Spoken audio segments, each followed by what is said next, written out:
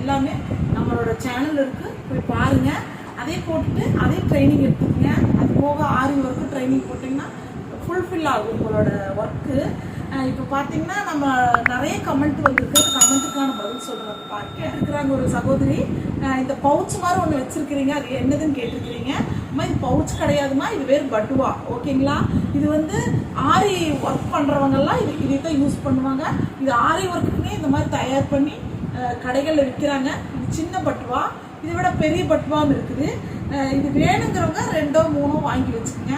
நான் நிறைய வாங்கி வச்சுருக்கிறேன். ஏன்னா ஒவ்வொரு இதுக்கும் ஒவ்வொரு வீடுக்கும் ஒவ்வொரு பட்டுவா வச்சுக்கோங்க. நீங்கள் வீட்டில் ஒர்க் பண்ணுறீங்கன்னா ஒரு 3 பட்டுவா வச்சுக்கோங்க. சரிங்களா? இது பேர் பட்டுவா. ஓகேங்களா? இது வந்து ஆரி பொருள்களை விற்கிறாங்களாமா, அங்கே போனால் கிடைக்கும். ஓகேங்களா? இது வந்து கோயம்புத்தூரில் வந்து 40 ரூபாமா சின்ன பட்டுவா, பெரிய பட்டுவா வந்து 60 ரூபா. ஓகேங்களா? இது சின்னது வந்து 40 ரூபா, பெருசு 60 ரூபா. ஓகேங்களா? இந்த மாதிரி ஒன்று வாங்கி வச்சுங்க. அப்புறம் இன்னொன்று கமெண்ட் பார்த்தீங்கன்னா, இப்போ இந்த ஆரி ஒர்க்கு நான் சொல்லிக் கொடுக்குற ஃப்ரேமில் பாருங்கன்னா வேற எந்த துணியுமே நான் அட்டாச் பண்ணியிருக்க மாட்டேன். இன்னொன்று பார்த்தீங்கன்னா, நான் வந்து ஆரி ஒர்க்கு இப்போ ஒர்க் பண்ண போகிற ஒரு ப்ளவுஸில் அப்படின்னா, இப்போ ப்ளவுஸுக்கு கீழே ஒரு இந்த மாதிரி கிளாத்தில் நான் இப்படி ஒரு எக்ஸ்ட்ராவாக ஒரு கொடுத்துருப்பேன். ஓகேங்களா? அதுவும் கமெண்ட்டில் கேட்டிருக்கிறீங்க. அது வந்து வேற ஒன்றும் இல்லைம்மா. இப்போ பார்த்தீங்கன்னா கையோட ஒர்க் இருக்குது பாருங்க. கைக்கு ஒர்க் பண்ண போகிறோம்னா இந்த ஃப்ரேம் வந்து கையோட எட்ஜில் வந்து ஃப்ரேம் ஃபிட் பண்ண முடியாது. ஓகேங்களா? ஏன்னா நம்ம இங்கெல்லாம் ஒர்க் பண்ணுவோம். எட்ஜில் ஒர்க் பண்ணுற போது இந்த ஃப்ரேம் வந்து தனியாக ஓப்பனாக இருக்க முடியாது. அதுக்காக நம்மளோட கையோட கீழே 1/2 இன்ச்சில் இந்த மாதிரி ஒரு மெட்டீரியல், இந்த மெட்டீரியல் இல்லை வேறு எந்த மெட்டீரியல்னாலும் காட்டன் மெட்டீரியலில் அந்த கையோட எட்ஜில் ஒரு பீஸ் ஒரு 10 இன்ச்சுக்கு கட் பண்ணி நீளமாக கட் பண்ணி அங்கே அட்டாச் பண்ணிவிட்டு அதில் நடுவில் போடணும். உங்களுக்கு இன்னொன்று ஆரி ஒர்க் கற்றுக் கொடுத்துருக்கிற போது நான் ப்ளவுஸ் வருவோம் பார்த்தீங்களா, ஆரி ஒர்க்கில் ப்ளவுஸில் எப்படி போடுறதுன்னு. அப்போ கண்டிப்பாக அந்த கொஸ்டினுக்கான ஆன்சரு உங்களுக்கு செஞ்சே காட்டுவேன். ஓகேங்களா? அது வரைக்கும் நீங்கள் கொஞ்சம் பொறுமையாக இருங்க, நான் அதுக்கான பதில் சொல்லிட்டேன். அப்புறம் இன்னொரு சகோதரி கேட்டுருக்குறாங்க, இப்போ வந்து நம்ம எவ்வளோதான் ஒர்க் பண்ணாலும் 300க்கு கம்மியாக தான் கொடுக்குறாங்க, 300 தான் என்னோட பொருளுக்கோட மதிப்பு அப்படிங்கிறாங்க. ஒன்று தெரிஞ்சுக்குங்கம்மா, எப்பவுமே இப்போ நம்ம ஒன்று ஒர்க் பண்ணுறோம், வேலையாகட்டும் வேறு எந்த ஒர்க் ஆகட்டும், இப்போ நான் சமையலையுமே எடுத்துக்கோங்க. இப்போ நீங்கள் சமைக்கிறீங்க, முதல்ல டேஸ்ட்டு நீங்கள் தான் பார்ப்பீங்க, தொட்டு சாப்பிட்டு அது உங்களுக்கு தெரிஞ்சிடும், உங்கள் மனசுக்கு தெரியும். இதில் புளிப்பு ஜாஸ்தி, காரம் ஜாஸ்தி, உப்பு ஜாஸ்தின்னு தெரிஞ்சிடும். ஆனாலும் நம்மளோட குறைய தப்பை வந்து குழந்தைகிட்டையோ வீட்டுக்காரர்கிட்டையோ சொல்லாமல் மறைச்சிட்டு அவங்க வாயிலிருந்து வரட்டும் அப்புறம் நம்ம சமாளிச்சுக்கலாம் அப்படின்ட்டு உங்களுக்கு முதல்ல தெரிஞ்சுது. ஓகேங்களா? அதே மாதிரி எந்த ஒர்க் எடுத்தாலும் இப்போ நான் இந்த ஒர்க்கு நான் இப்போ உங்கள்கிட்ட நான் பேசிட்டு இருக்கிறேன்னா எந்த அளவுக்கு நான் உண்மையாக பேசுறேன்னா பொய்யா பேசுறேன்னா நடிக்கிறேன்னா அப்படிங்கிறது உங்களுக்கு தெரியாத விஷயத்த என் மனசாட்சிக்கு தெரியும். ஓகேங்களா? எனக்கு தெரியும். அப்படி இருக்க சொல்ல நாம வந்து இப்போ ஒரு ஒர்க் பண்ணுறீங்க, நீங்கள் அந்த ஒர்க்குக்கான பொருள் எவ்வளோ போட்டுக்கிறீங்க, டைம் எவ்வளோ, அந்த டைம் எவ்வளோ கொடுத்துருக்குறீங்க, உங்கள் உடம்பு வலிகளை எவ்வளோ பொறுத்துட்டு அந்த ஒர்க் பண்ணியிருக்கிறீங்க. அதே மாதிரி அந்த ஒர்க்குக்கான காஸ்ட், அதாவது எவ்வளோ டூப்ளிகேட் இல்லாமல் ஒரிஜினலாக வீடெல்லாம் நல்ல வீடாக கொடுங்கன்னு பார்த்து நீங்கள் வாங்கி பண்ணியிருந்தீங்கன்னா அந்த ஒர்க்குக்கு அந்த கஸ்டமர் வந்து நான் 300 ரூபா தான் தருவேன், 400 ரூபா தான் தருவேன்னா அப்படிப்பட்ட கஸ்டமர் தேவையே இல்லைம்மா. உண்மையாலுமே சொல்கிறேன். ஏன்னு கேட்டால் நம்மளோட உண்மையான உழைப்பை தெரிஞ்சுக்காத மக்கள்கிட்ட நம்மளோட இதே கொடுக்கணும்னு அவசியமே கிடையாது. ஓகேங்களா? நான் இப்படித்தான் இருப்பேன். என்னோட பொருளோட விலை இவ்வளவுதான். இப்போ என்கிட்ட பார்த்தீங்கன்னா எம்ப்ராய்டிங் வந்து முக்கால்வாசி டெய்லர்ஸ் தான் வருவாங்க. ஓகேங்களா? டெய்லர்ஸ் வருவாங்க, வரும்போது ஒரு 5 ப்ளவுஸ் 6 ப்ளவுஸ் கொண்டு வந்தால் அவங்க வந்து எம்ப்ராய்டிங் கொண்டு வருவாங்க. இப்போ ஒவ்வொரு டெய்லருக்கு வந்து கொடுக்குற போது எம்ப்ராய்டிங் போட்டு கொடுங்கன்னா அவங்க நெக்கெல்லாம் வரைஞ்சி கொடுத்துருவாங்க, நான் வந்து டிசைன் காட்டுவாங்க, அதுக்கான பேட்டர்ன் எப்படி போடுறதுன்னு போட்டு நான் தான் போட்டு கொடுப்பேன். ஓகேங்களா? இப்போ என்னோட எம்ப்ராய்டிங் ஒர்க் வந்து மினிமம் வந்து 550. ஓகேங்களா? இப்போ 550க்கு போடுறேன். இப்போ ஒரு டெய்லர் வர்றாங்கன்னா நான் என்ன பண்ணுவேன்னா ஒரு 50 ரூபா தான் கம்மி பண்ண முடியும். ஏன்னா என்னோட ஒர்க்கை வந்து நான் முழுமையாக கொடுக்குறேன். நான் வந்து அதில் பிரேக் பண்ணிக்கிறதே கிடையாது. இப்போ நான் 550க்கு வெளியில் இருக்கிறவங்களுக்கு எவ்வளோ போட்டு தரணும் அதே மாதிரி தான் அந்த டெய்லருக்கு நானும் 550க்கு போட்டு தரணும். எங்கிருந்தோ வந்திருக்கிறாங்கன்னா நான் என்ன பண்ணுவேன், ஒரு 500 ரூபாய்க்கு போட்டு தருவேன். என்ன கொஞ்சம் எக்ஸ்ட்ரா ஒர்க்காக கொஞ்சம் கூட ஒர்க் போட்டு தருவேன். அவங்க என்ன பண்ணுவோம்னா அதுக்கு வந்து கூட ஒரு 200 ரூபா வச்சு பார்த்தா இப்போ கொண்டு வந்து கொடுக்கறதுக்காக 200 ரூபா வச்சுக்கலாம். ஓகேங்களா? இல்லை 150 ரூபா வச்சுக்கிட்டாலும் கொண்டு வந்து கொடுக்கறதுக்காக 150 ரூபா வச்சுக்கலாம். இப்போ வந்து நான் நிறைய கொண்டு வரேன், நானும் ஒரு டெய்லர், எனக்கும் காசு வேணும், அப்போ நீங்கள் ஒரு 350 ரூபாய்க்கு போட்டு கொடுங்க. 500 ரூபா ப்ளவுஸ் வந்து 350 ரூபாய்க்கு போடுனா நான் இது நாள் வரைக்கும் நான் அப்படி போட்டு கொடுத்ததே கிடையாது. நான் போட்டு கொடுக்க மாட்டேன்ட்டு. ஹிந்திக்காரங்களாம் போட்டு தராங்கன்னா நீங்கள் அங்கேயே போய்க்குங்கன்றது. அப்படி போட்டு தராங்கன்னா நீங்கள் அங்கே போய்க்கிங்க, எங்கிட்ட வராதிங்க. ஏன்னா என் ஒர்க்கை நான் பிரேக் பண்ணுறதில்ல, கம்மி பண்ணுறதில்ல. அப்படிங்கும்போது நான் எதுக்கு போன பணத்தை வந்து கம்மி பண்ணுவோம். புரிஞ்சுதுங்களா? நீங்களும் வந்து யாரு கேட்டாலும் தயவு செய்து உங்களோட ஒர்க்கை பற்றி உங்களுக்கு தெரியும், அப்புறம் தான் அடுத்தவங்க தெரியும். நீங்கள் கம்மியாக 300 ரூபாய்க்கெல்லாம் போடாதீங்க. அப்படிப்பட்ட பணம் நம்மளுக்கு தேவையில்லை. ஏன்னா நம்மளோட ஒர்க்கை பற்றி தெரியாதவங்களுக்கு அது போகிறது தேவையில்லாத விஷயம். ஓகேங்களா? சரிம்மா. நெக்ஸ்ட் வந்து நம்ம இப்போ ஆரி ஒர்க்கு பீடு சொல்லி கொடுத்தோம்னா இந்த பீடுலேயே எப்படி ஒர்க் பண்ணணுங்கிறது சின்ன சின்ன ஒர்க்கு சொல்லித்தரேன் பாருங்க. அப்புறம் ஒரு சகோதரி கேட்டிருக்கிறாங்க, ஸ்டாண்ட் இல்லாமல் எப்படி நீ ஃப்ரேம் வச்சு போடுறீங்க அப்படின்னு சொல்லியிருக்கிறாங்க. முன்னாத்த வீடியோவில் பாருங்கம்மா, நான் அதுக்கு டீட்டெயில் சொல்லியிருப்பேன்.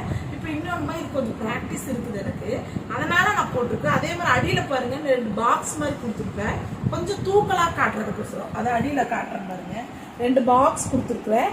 அந்த பாக்ஸ் தான் எனக்கு ஒரு ஸ்டாண்ட் மாதிரி. ஏன்னு கேட்டீங்கன்னா அந்த பாக்ஸ் கொடுத்தீங்கன்னா என் கை வந்து அந்த அந்த கீழே வந்து சுத்தர விஷயத்தை செய்யாது. அதுக்காக நான் அந்த பாக்ஸ் கொடுத்துருக்குறேன். கொஞ்சம் ப்ராக்டிஸ் இருந்ததுன்னா நீங்களுமே இந்த மாதிரி ஸ்டாண்டிங்லாம் போடணும். ஓகேங்களா? இப்போ பார்த்தீங்கன்னா பீடு ஒர்க்கு செயின் ஸ்டிச் மாதிரி அப்படியே லைனாக கொடுத்துருக்குறோம் சிங்கிளாக. அதே மாதிரி இதில் பாருங்கள் 5 லைனு நம்ம செயின் ஸ்டிச் கொடுத்துருக்குறோம், 1 லைன் பீடு கொடுத்துருக்குறோம், சுகர் பீடு கொடுத்துருக்குறோம். ஓகேங்களா? கொடுத்து நிறுத்திட்டோம். நெக்ஸ்ட் வந்து இந்த இங்கே திலக ஷேப் சொல்லி கொடுத்துக்கிறேன் தெரியுங்களா, சில்க் த்ரெட்டில். இதே மாதிரி இங்கே திலக ஷேப்பில் போட்டுக்குங்க ஃபஸ்ட்டு. ஓகேங்களா?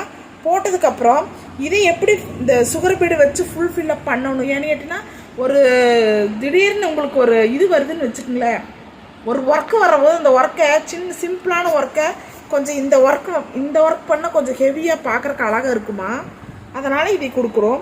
முதல்ல கீழேருந்து போகலாம். இது பாருங்க, கீழேருந்து தான் போகணும். கரெக்டாக போட்டு 2 சுகர் பீடு கொடுத்துக்கலாம். ஒரு செயின் ஸ்டிச்சு 2. ஓகேங்களா? Chain stitch.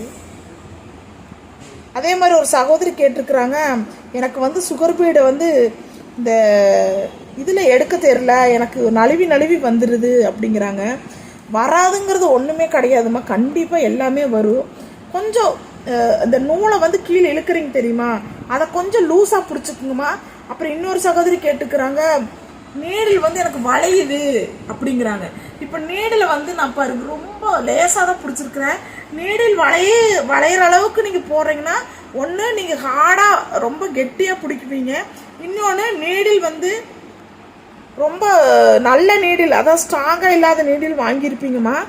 ரெண்டையுமே பாருங்கள், அந்த ரெண்டோட வித்தியாசம் உங்களுக்கு தான் தெரியும். நீடில் வந்து நல்ல நீடிலான்னு ஒரு தடவை பார்த்துக்குங்க. அதே மாதிரி நீடில் வந்து டைட்டாக பிடிக்காதீங்க. பாருங்கள், இந்த லாஸ்ட் வரைக்கும் போட்டோமா, இங்கே பார்த்தீங்களா இந்த மேலே அரும்பு மாதிரி வரணும்னா ஃபஸ்ட்டு ஒன்று கொடுத்துருங்க, கொடுத்துட்டு ஒரு லாக் போட்டுருங்க. இங்கே பாருமா, ஒரு லாக் போட்டு நிறுத்திட்டு இந்த வெறும் அதாவது லாக் போட்ட நிறவை கொண்டு வந்து இங்கே சைடில் கொண்டு வந்து ஒரே ஒரு செயின் ஸ்டிச் மாதிரி போட்டுருங்க. போட்டதுக்கப்புறம் அங்கேருந்து நீங்கள் கொடுக்கணும். இப்போ கொடுத்தீங்கன்னா இந்த இடத்துல ஷார்ப்னஸ் நல்லா வரும் பாருங்க உங்களுக்கு. இப்போ நீங்கள் ஒவ்வொரு சிலர் வந்து கமெண்ட் கேட்குறீங்கம்மா, அந்த கமெண்ட்டை நீங்கள் கேட்குறதுக்கு முன்னாடி என்னோடய ஃபுல் வீடியோங்களை எல்லா வீடியோவும் பார்த்துட்டு வந்தீங்கன்னா நீங்கள் கேட்குற கமெண்ட்டுக்கான பதில்கள்லாம் அந்த வீடியோவில் இருக்குமா. நீங்கள் திடுதிப்புன்னு ஒரு வீடியோ பார்த்துட்டு வந்து கமெண்ட் கேட்குற போது அதுக்கு முன்னாடி வீடியோவை நீங்கள் பார்த்துருந்தீங்கன்னா ஃபுல்லோட டீட்டெயில் வந்திருக்கும். நீங்கள் அதையும் கொஞ்சம் நோட் பண்ணி பார்த்துக்குங்க, சரிங்களா? ஆனால் நல்ல நல்ல கமெண்ட்டு தான் கொடுக்குறீங்க, எனக்கு ரொம்ப பிடிச்சிருக்குது. இன்னும் உங்களுக்கு நிறைய ஒர்க்குகளெல்லாம் நான் சொல்லிக் கொடுக்கணும்னு ரொம்ப விரும்புகிறேம்மா. இப்போ கொஞ்சம் கோல்டு குரலே ஒரு வித்தியாசமாக தான் இருக்கும். 2 பீடு தாம்மா கோர்க்கணும். இப்போ 2 பீடு தான் கோர்க்கணும். 2 வச்சு முடிச்சுட்டேன். இப்போ உள் பக்கமாக போகிறேங்க. உள் பக்கமாக சின்னதாக ஒரு லாக் போட்டு எடுத்துட்டேன். ஓகேங்களா? மறுக்கா பார்த்தீங்கன்னா உள்ளேயே இப்போ இது ஃபுல்லாக இந்த சுகர் பீடு வச்சே நம்ம போட போகிறோம். போட்டோம்னா அது ஒரு அழகாக இருக்குது. இது ஒரு டிசைன்மா. நெக்ஸ்ட்டு வந்து சிங்கிள் பீடை எப்படி கோர்க்கிறது அப்படிங்கிறதெல்லாம் இப்போ சொல்லித்தரேன் பாருங்கள். 2 தான் போடணும். அதே மாதிரி இப்போ நீங்கள் இப்படி எடுக்கிறீங்கல்லம்மா, இதை பாருங்கள், இப்போ விட்டுட்டீங்க. இதை வந்து நான் முன்னாடி விடுறதில்ல, உள்ளே இருக்கிற அந்த சுகர் பீடுக்கு உள்ளே விட்டு எடுத்திங்கன்னா நல்லா நெருக்கமாக உங்களுக்கு பார்க்குறக்கு கொஞ்சம் பர்ஃபெக்டாக இருக்கும். இங்கே பாருங்கள்.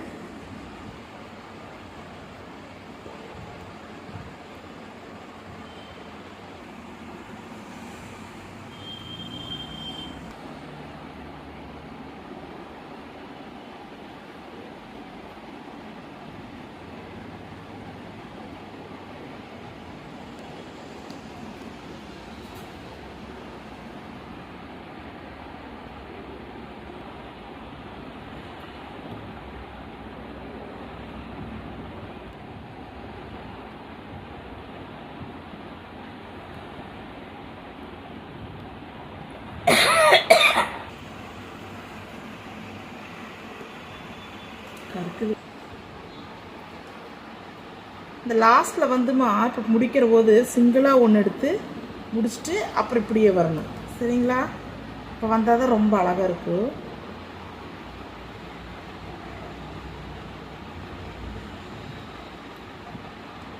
ரெண்டு பீடு கோர்த்தான்.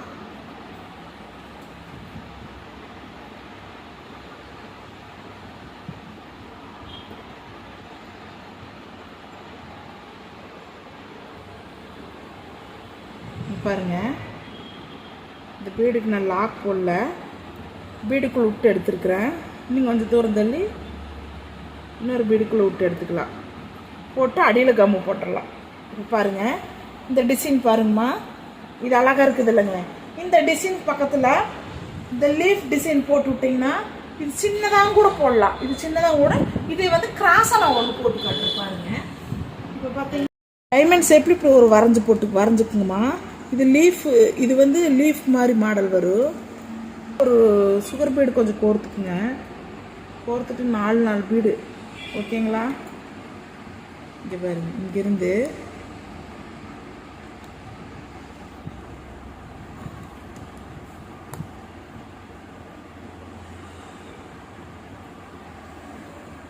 கோர்த்துக்கணும். கோர்த்துட்டு இங்கே ஒரு லாக் போட்டு அப்புறம் இப்படி கொண்டு வரணும். இப்படி கொண்டு வந்து ஒன்றை விட்டு சேப்பாக வரும். அதாவது இப்படி வரும். அப்புறம் ஒரு லாக் போட்டு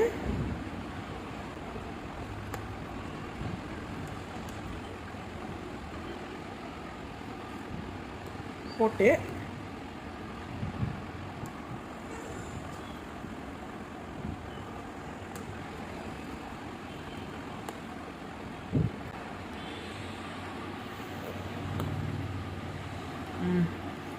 இப்போ பாருங்கள், இந்த மாதிரி கிராஸாக வரும்.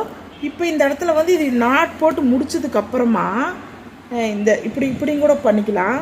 நாட் போட்டு முடிச்சதுக்கப்புறமா நீங்கள் என்ன பண்ணுறீங்க, ஜரி நீடில் இருக்குது பார்த்தீங்களா, ஜரி இருக்குது பார்த்தீங்களா, அந்த ஜரி வச்சு இதை ஃபுல்லாக கவர் பண்ணணும். செயின் ஸ்டிச் போட்டு ஃபுல்லாக கவர் பண்ணோன்னா உங்களுக்கு இல்லை அழகான திலக ஷேப்பில் வரும். உங்களுக்கு அதையும் நான் பண்ணி காட்டுறேன்.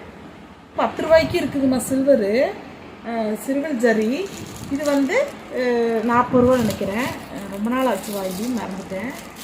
40 ரூபாய்க்கு இருக்குது, 10 ரூபாய்க்கு இருக்குது. 10 ரூபாது வந்து ரொம்ப லேசாக இருக்கும், 40 ரூபாது நல்லா கெட்டியாக இருக்கும். சரிங்களா? இப்போ பார்த்தீங்கன்னா இதில் வந்து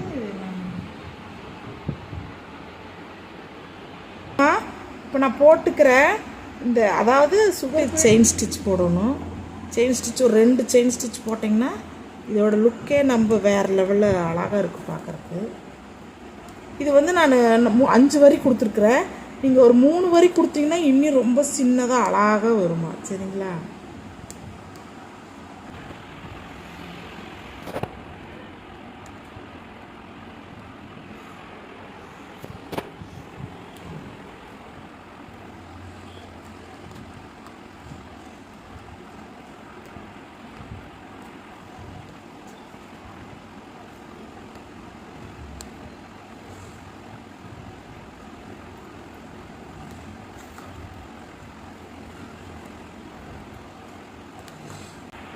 இப்போ லாக் போட்டுக்கிறோமா. இங்கே பாருங்கம்மா, இப்போ இது ஒரு டிசைனு. ஓகேங்களா? ஃபுல்லாக ஃபில்லப் பண்ணி காட்டுறது. இப்போ இதில் பார்த்தீங்கன்னா 4 பீடாக வச்சு கிராஸாக வந்துருக்குது. இது வந்து லீஃப் மாதிரி போடலாம். ஓகேங்களா? நெக்ஸ்ட் சொல்லி தருவேன் நான்.